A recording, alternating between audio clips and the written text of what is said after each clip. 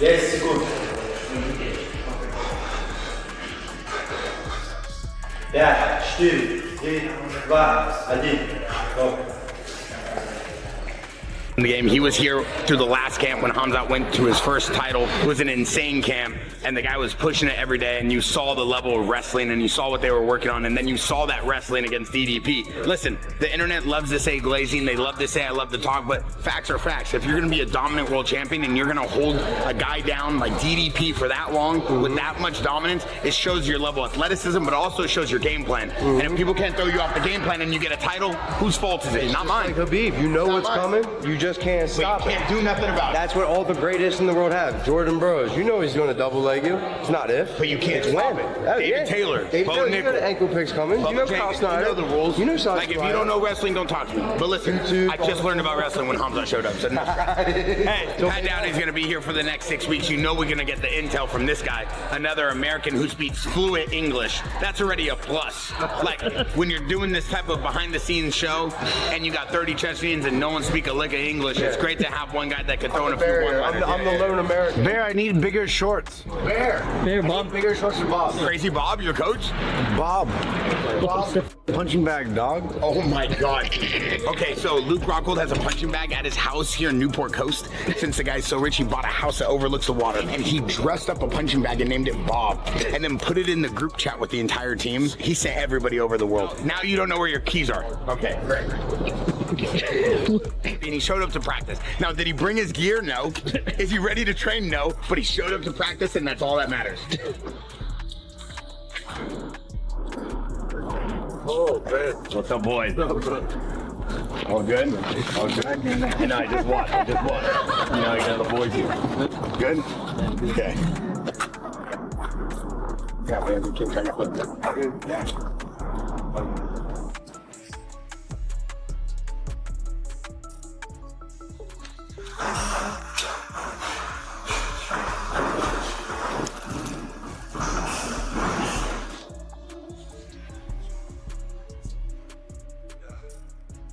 What we learned is Chimaev leaves everything out there.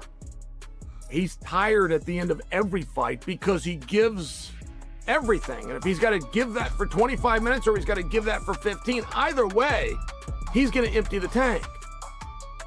But Strickland is also known for his pacing. Strickland is also known for his conditioning. I've never seen Strickland wilt. Even on fights that haven't gone Sean's way, it's not because he got tired and gave up, ever. One of these guys is better than the other one, and one of these guys is going to have an ability and a skill set that is going to overwhelm his opponent. And we're going to know who that is. Not at the end of 25 minutes. We're going to know who that is at the end of... Man, I think Sean could pull this off, man. I'm actually thinking if that Sean Strickland shows up, I think he pulls this off, man. I think he defends a couple shots. He will get taken down, but I think he gets back to his feet.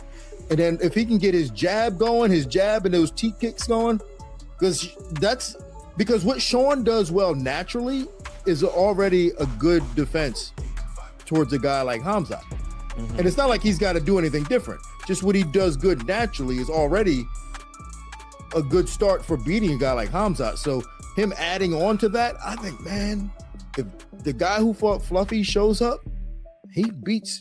If Hamzat literally was taken around with ease and just bullying him, I mean, then but it's hard to picture Sean just getting fucked up, just because we've seen him fight so many times and no one really ever, even when he have close fights, never get his ass kicked. So I'm excited for that fight. I think knocked out though. Huh? Did he get knocked out? Nah. By prayer? No, yeah, he did. As far as how I think the fight plays out, I do think Chimaev wins. I think Strickland, I mean, he had lightning in a bottle against Israel Adesanya. You know, he's capable of pulling off an upset. We've seen that before. I just think Chimaev is, I don't know if anyone beats Chimaev right now. And that includes Imavov. I don't think Imavov is going to beat Chimaev either. I think Chimaev is just going to continue to get those takedowns, going to continue to put pressure on. I wonder, though, can he finish Strickland? I'm not sure. He wasn't able to finish DDP. And again, I thought DDP and Strickland were kind of neck and neck when you saw those matchups. I know every fight's different as far as the styles go, but I think Chimaev might end up winning a decision here. I don't think it's going to be a quick finish. I know he's threatened Strickland and saying, you know, like, it's going to be a quick win and all that stuff. You know, I don't think that's going to happen. The entire MMA world is split on this fight. And when I say split, I mean, nobody can agree on anything. Strickland versus Chimaev has analysts, fighters, and coaches going in completely opposite directions with their predictions. You look at Sean Strickland and everybody talks about it. He has this amazing pace. He has this da-da-da-da. His pace is very, very slow. He's not explosive. He's very here and he goes here. And it makes sense. All he does is spar. Yeah. That's pretty much his training. He just spars. And he goes here and he just, he throws a jab while he's south. Yeah, he's orthodox. He's orthodox, yeah. Sometimes I feel like he's southpaw, but he goes like this.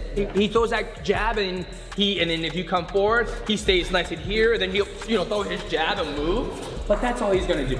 Yeah. That's all I thought he's gonna do. Yeah. He doesn't shoot. Yeah. He doesn't clinch. Yeah. It's pretty.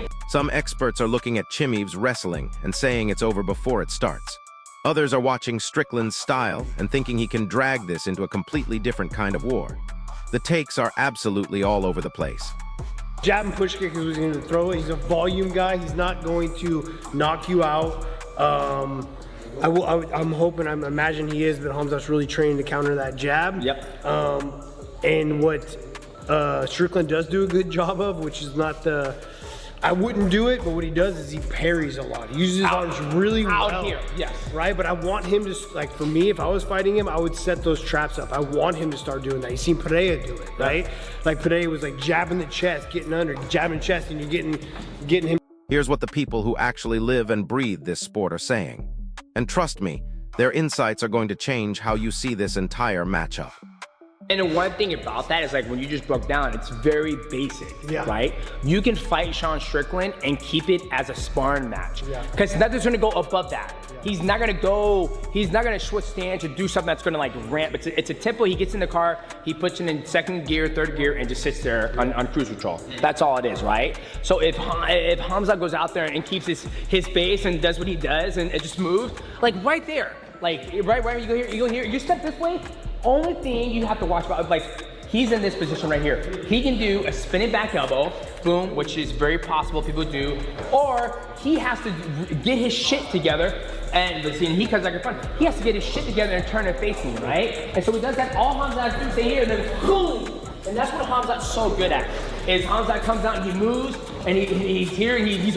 Demetrius Johnson keeps it brutally honest about Strickland's approach. There's nothing mysterious about what Sean does in there. It's slow, it's steady, and it's always the same fundamental game plan no matter who's across from him. I think Khamzat's too strong. Yeah, oh yeah, 100%. He's too strong, and now he's got the cardio to go along with it. As long as he plays his game and he sets these takedowns up, he can't just shoot blind shots. Like I don't want to shoot off from here, which he's done it and got away with it because he's so strong. He's very strong. He can shoot a shot from here. He's not explosive. He's not unpredictable. He just stays right in front of you with that constant jab, mixes in push kicks to control distance, and never gives up ground unless he chooses to. Johnson's point? This comes directly from how Strickland trains. To get Strickland to start moving his hands and parrying and then shoot my shot. So throwing combos first, getting a shot, keeping the pressure on him instead of vice versa, countering that jab, really working that body. Right, because this is all the shoulder roll, the Philly shell, and this is all to block his head. And I want him to do that. I want him to get his hands, but I want to like dig the body. So now this. The guy spars an insane amount compared to most fighters. So when he steps into the octagon, it just looks like a harder version of his gym sessions. That's why his pace feels so controlled, and why he never seems rushed or frantic. Pereira put a blueprint on how to catch that left hook on him. Obviously, he hits really hard, but just was jabbing the chest. He was jabbing the chest, and he's getting Strickland to do this with his hands, and then he faked to go to the jab. TJ Dillashaw takes it further. He's not impressed by the variety in Strickland's game, but he absolutely respects how annoying that style is to deal with.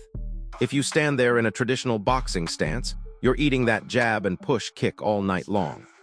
Difficult for me to imagine Chimaev can't go out and tackle somebody. Why? Well, because every Chimaev fight I've seen, he has gone out and tackled somebody quickly, repeatedly. But it's very hard for me to imagine that he's going to just throw Sean Strickland down. Nobody else has.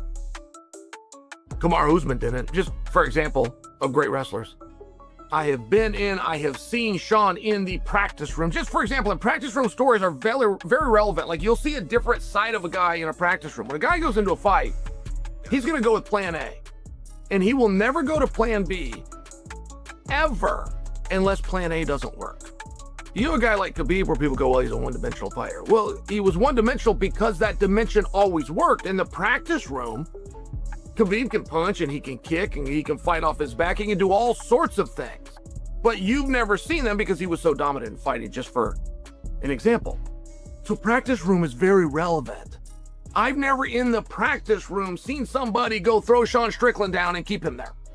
Ever. But here's where it gets interesting.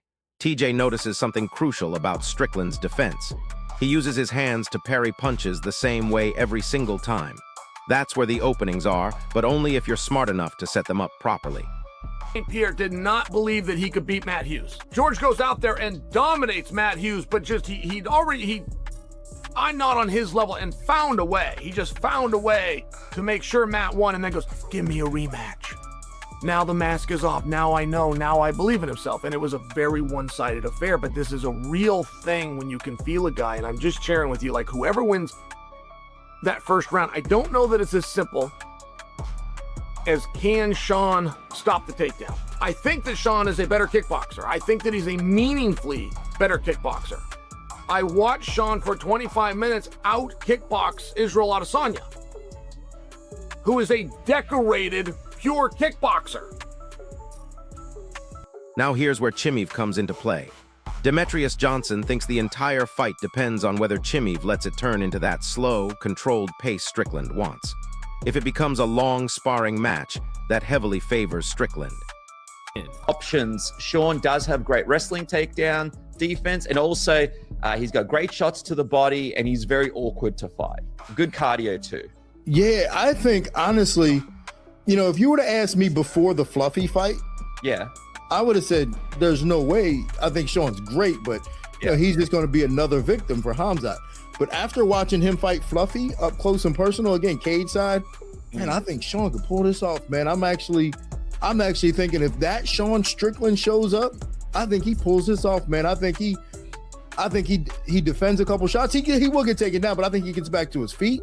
And then if he can get his jab going, his jab and those teep kicks going, because what Sean does well naturally is already a good defense towards a guy like Khamzat. Mm-hmm. And it's not like he's got to do anything different. Just what he does good naturally is already a good start for beating a guy like Khamzat. So him adding on to that, I think, man, if the guy who fought Fluffy shows up. But if Chimeev stays disciplined, times his entries properly instead of shooting from a mile away, and gets into the clinch, then the entire fight changes. Once he gets his hands locked, it's all about the takedown and ground control. Sure, you know, and it's funny because I remember when Sean, when he fought, was it Jack Marsh? And, you know, I thought he had some technical difficulties in the way he was throwing his punches. Like, it was mechanically a little off. But he's cleaned that up. He's cleaned it up. And he's throwing punches mechanically sound, and he's got some weight behind it. And I think, man, if he shows up, I think TJ picks Chimeev to win, but he's very clear about one thing. It only works if Kale fights with real discipline. No lazy shots from distance. Throw strikes first, make Sonnen react, then go for the takedown when the opportunity is actually there. Here's the kicker, though. Kale Chimeev brings up something most people aren't considering. He's not sold on the idea that Strickland just gets taken down and held there like everyone else Chimeev has faced. According to Sonnen, Strickland isn't someone you just control on the ground in training. He gets put down, sure, but not kept there. Meanwhile, Chimeev always stays on top once he gets there. So someone's usual game is gonna fail completely. Din Thomas admits his view changed after watching Strickland against Dricus du Plessis. He initially saw Chimeev running through Strickland, but now he sees a legitimate path where Strickland just needs to be himself and trust he can get back up. Michael Bisping leans into the danger for Strickland. If Chimeev gets him down and settles into a dominant position early, that's where things can get bad very quickly. But Strickland is hard to keep down and knows how to survive. So here's the real breakdown. This fight comes down to who forces their game first. If Chimeev gets early takedowns and controls the pace, it could look dominant fast. But if Strickland keeps getting back up and drags it into later rounds, that's where Chimeev could get uncomfortable in ways we haven't seen. That's exactly why the experts are so split on this one. One moment, one successful defense, one good scramble could change everything. Drop your prediction in the comments, who you got and what round. If this breakdown opened your eyes to something new, smash that like button and subscribe because this division is about to get wild.